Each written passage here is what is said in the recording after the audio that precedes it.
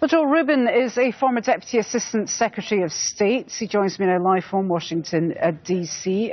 Joel, a lot of support for the Saudi position when it comes to Iran. But as we just heard, there are still some divisions there among U.S. allies on this perceived threat from Iran. Yeah, Hala, there really is. And the region right now, as you just described in your previous package, is divided on how to confront Iran. The question about Iran as a regional actor that is creating very difficult circumstances, chaotic circumstances in Syria, in Lebanon, in Yemen, that is not in dispute. But there is dispute about Saudi Arabia's role as well in engaging Iran in those fights. So to see these meetings come out with a little more of a diplomatic boost for Saudi Arabia, that does give them some wind at the sails, but it doesn't answer these core questions, which is how will the regional states, Saudi and the UAE in particular, how will they engage Iran in a manner that avoids a major war? Because that's what everyone here in Washington right now is very much concerned about, dealing with Iran, but not sparking a major regional war that we, U.S., get sucked into. Well, this is the key question. And of course, we are getting mixed messages from the United States about the chances of a war with Iran and just how far the U.S. wants to go when it comes down to it.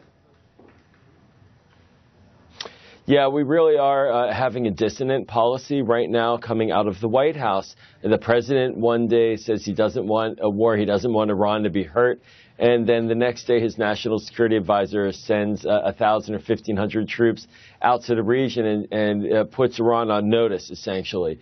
So the policy is not clear in terms of how it's being executed, and the articulation really isn't clear either. And that creates these kinds of dynamics where countries within the region begin to pick and choose sides and have disparate views. And then within Iraq as well, a country that's majority Shia, but very clearly heavily influenced by Iran, it's left hanging in limbo in between these two heavyweights, between Iran and Saudi Arabia, and it's a very uncomfortable position. And with the U.S. not sending clear signals of what we want to see done, it creates dynamics that inevitably lead to chaotic decision-making.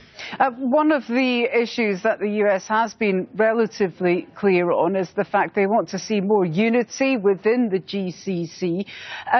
Given that, what do you make of the signs of rapprochement between Qatar and the other Gulf nations? The fact that we did see Qatar's Prime Minister attend that summit would suggest there is something of a breakthrough, no?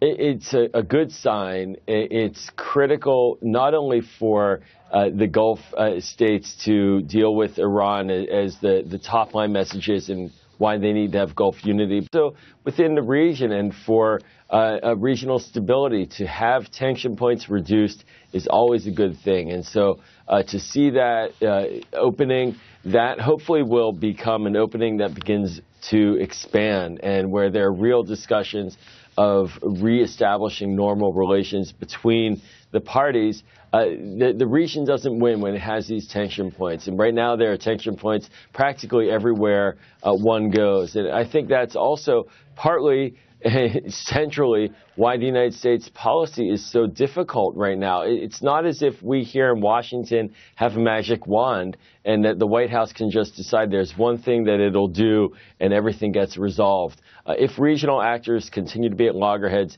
it only makes it that much more difficult to have a coherent American policy towards the bigger issues. Okay, Joel Rubin, great to talk to you. Thanks very much for joining us there live from Washington, D.C. Thank you.